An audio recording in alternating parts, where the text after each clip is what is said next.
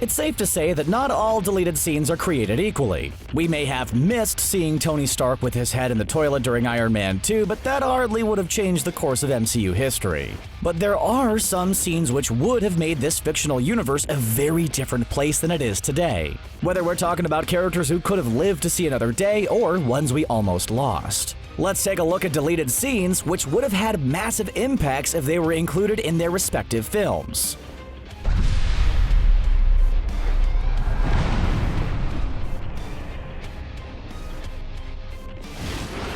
Poor Wanda and Pietro Maximoff. They were introduced into the MCU via everyone's least favorite Avengers movie, in a time when nobody could say the word mutant. At least Wanda got to stick around and establish herself as one of the mightiest characters, while Pietro was gone before we really got a chance to know him. I mean, he did go out in a heroic act of self-sacrifice, but he's gone nonetheless. Did the fastest character in the MCU really have to have the quickest conclusion to his storyline too? But most Marvel fans don't know that Quicksilver almost had a much longer career in the MCU.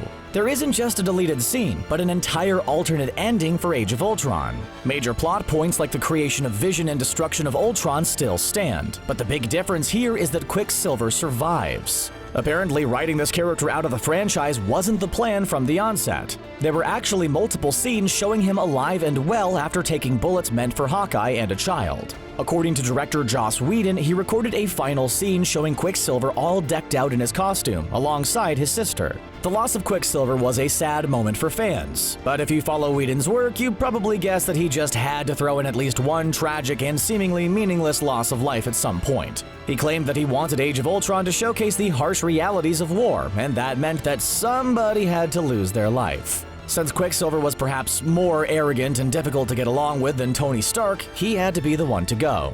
That happened quite some time ago, but since we can finally have authentic mutants in the MCU, now I can't help but wish Quicksilver was around for some of my favorite X-Men storylines from the comic books.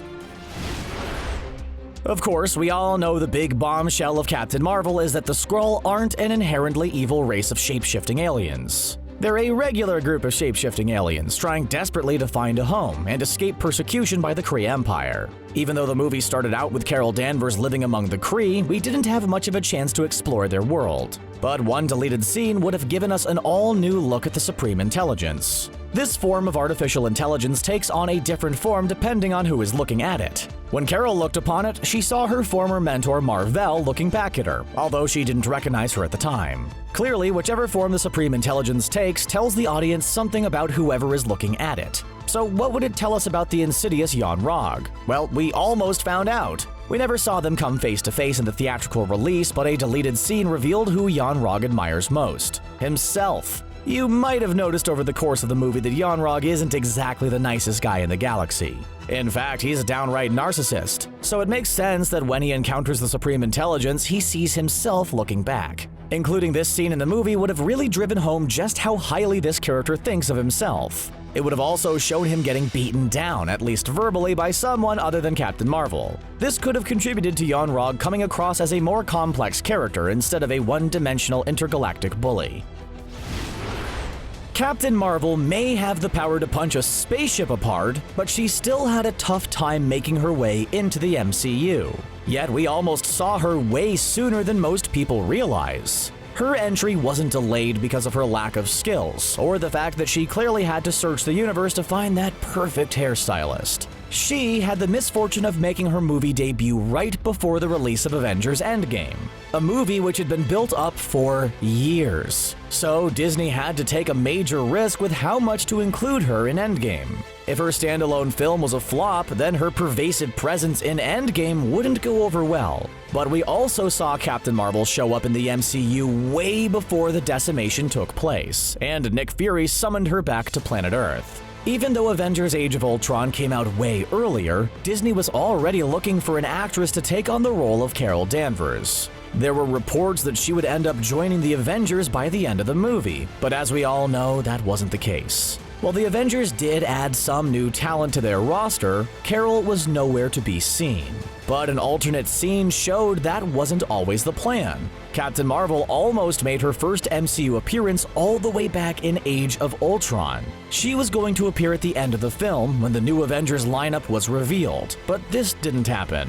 Apparently, director Joss Whedon loved the idea of surprising the audience with a Captain Marvel cameo, but he was thwarted by Marvel Studios head Kevin Feige. He didn't want to introduce a major character by just having her pop up at the end of the movie. Instead, Captain Marvel was introduced years later in her very own standalone film. Not only would we have met her sooner, but she would have been around for major movie events like Civil War and Infinity War. Having old spaceship fists on one side or another could have definitely changed the outcome of Civil War. Most of us like to imagine we could share some traits with our favorite heroes, but I'm more of a J. Jonah Jameson myself, constantly slamming my fists on my desk demanding more Spider-Man. So as far as I'm concerned, the more Spider-Man, the better. And considering what a hit Into the Spider-Verse was, I can't be the only one who feels that way. In the MCU, we have Peter Parker in the role of everyone's favorite friendly neighborhood Spider-Man, but in the comics, there's a ton of other creepy crawly characters. One of those web-slingers is Miles Morales, who takes over as Spider-Man after the Peter Parker of his universe loses his life. There was already a pretty big Easter egg in the movie Spider-Man: Homecoming involving Miles. We saw Peter confront a man named Aaron Davis, who was trying to buy some of the weapons created by Vulture and his crew. Although he was reluctant to talk at first, he relented due to the fact that he has a nephew who lives in the neighborhood. Comic book fans know that Aaron Davis is a criminal known as the Prowler, as well as the uncle of Miles Morales. And a deleted Homecoming scene would have made this even more obvious. We saw Peter leave Aaron stuck to his own car, even though he had ice cream in it that would surely melt. I don't need my comic counterpart J. Jonah Jameson to tell me Spider-Man is really a monster after I saw that. In the deleted scene, Aaron calls his nephew to let him know that he's in a sticky situation and addresses him as Miles. If this scene made it into the final cut, it would have proved that Miles Morales is out there somewhere in the same timeline as the rest of our MCU heroes. Despite having probably the most forgettable standalone film in the MCU, The Incredible Hulk and Bruce Banner have had quite the story arcs over the years. We've seen Bruce try desperately to prevent the Hulk from taking over, and in Thor Ragnarok, we learned that the Hulk wasn't any happier about the situation. Bruce called out Hulk when it was time to defend Asgard, but after taking a direct hit from the Mad Titan, he decided to make a strategic retreat. Many fans were disappointed that we didn't get to see the Hulk go on a rampage during Infinity War, especially since the trailer indicated it would happen. But this may have been less of an intentional bit of misdirection and have more to do with a change of plans. Originally, Bruce was going to transform into the Hulk during the Battle of Wakanda, but not like what we saw in the trailer. Instead, we were going to get the smart Hulk we saw during Endgame. This deleted scene would have shown Bruce and the Hulk having a heart-to-heart and agreeing to merge into one being in order to defeat Black Order member Cull Obsidian. Bruce and Hulk may disagree on a lot of things, but they clearly agree on their dislike for their situation and their desire to smash things into a pulp. This would have meant that this massive transformation wouldn't have happened entirely off-screen like it did during Endgame. It would have given viewers more insight into these characters and their relationship with one another. Basically, it would have made the transition to Smart Hulk easier to accept instead of just having him show up as the most popular hero in his peer group. Actress Katherine Langford is known for her work on the show 13 Reasons Why, but fans were left wanting to know one good reason why she didn't show up in Avengers Endgame. We all knew she was cast in the movie, but not what her role would be. But if you were left wondering where she was, the answer is that her scene ended up on the cutting room floor. Langford was cast as an older version of Tony Stark's daughter, Morgan, who we saw as a little girl in Endgame. Seriously, could she have been any cuter? If you can hear the words "I love you 3000" without tearing up, well, I'm not saying you're heartless, but you might be kept alive by some sort of arc reactor or something. As if little Morgan losing her father wasn't tragic enough, Disney originally wanted to drive home the point even more by having Tony encounter his daughter all grown up. No, this didn't have anything to do with the time travel we saw everyone using during the film.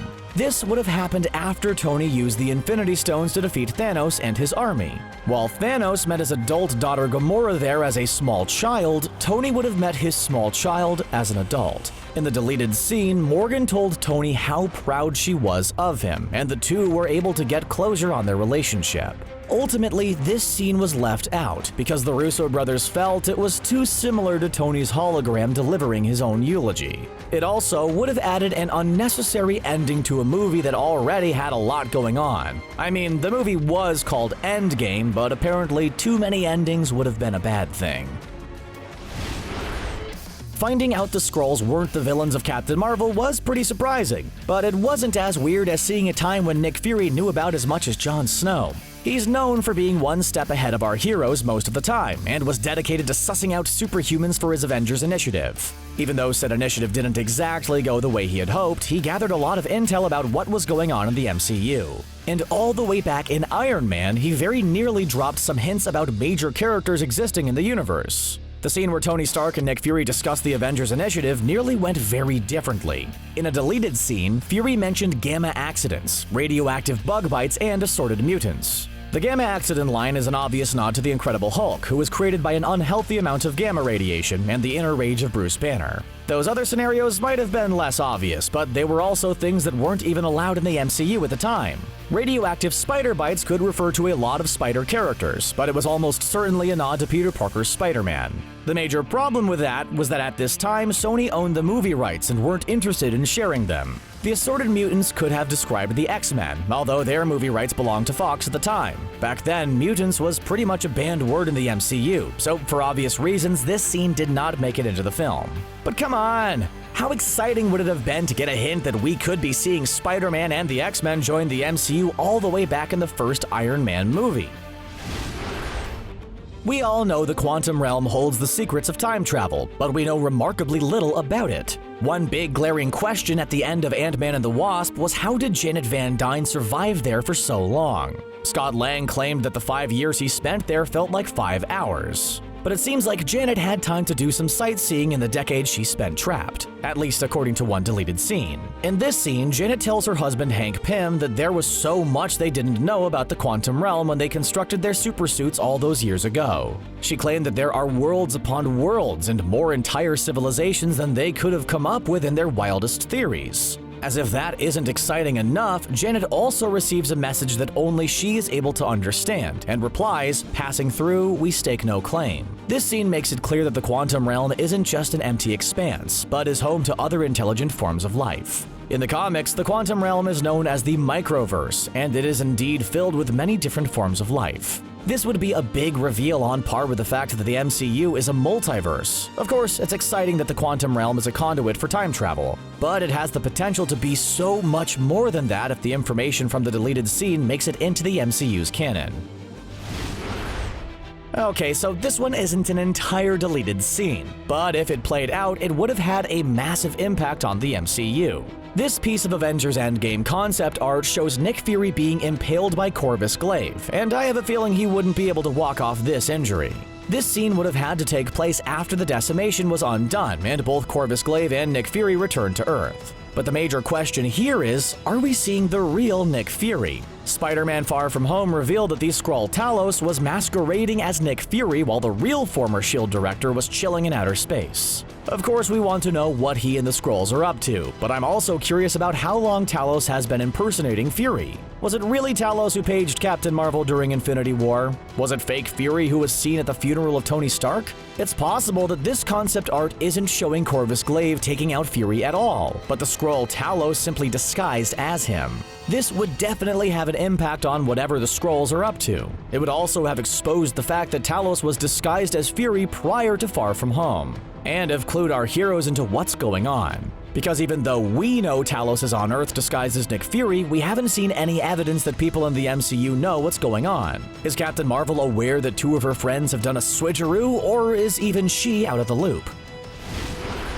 This deleted scene from Avengers Endgame would have been incredibly powerful, but that's exactly why it ended up getting cut out. We all know that Tony Stark made the ultimate sacrifice by using the Infinity Stones to defeat Thanos and his army. Watching him say goodbye to his wife Pepper Potts and protege Peter Parker was absolutely heartbreaking, but it was almost even sadder. In this deleted scene, Clint Barton takes a knee, seemingly in reverence of Tony's sacrifice. Then all the other characters do the same.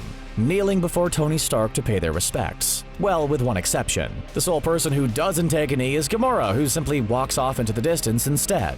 Although it may seem cold, remember that this isn't the same Gamora we saw learn to loosen up through her relationships with her fellow Guardians of the Galaxy. She has no connection with any of these people, except for her sister Nebula, and isn't even from the same year. Still, this scene would have confirmed that she survived the battle and hinted that she didn't seem interested in sticking around. The Russo brothers admitted that the scene would have been emotional, but they felt that it was too similar to the scene at Tony's funeral. They decided it would be redundant to keep both moments in the movie, so they ended up cutting this one. This scene might have been moving, but I can kind of see their point. Did we really need any more heartbreaking moments in Endgame? There's lots of great stuff to explore in the MCU, but I definitely wish we could have gotten more of a glimpse into the quantum realm during Ant-Man and the Wasp. Which one of these deleted scenes do you wish could have been incorporated into the MCU? Share your pick with us in the comments below and hit subscribe for more great videos from us here at CBR. Bye for now.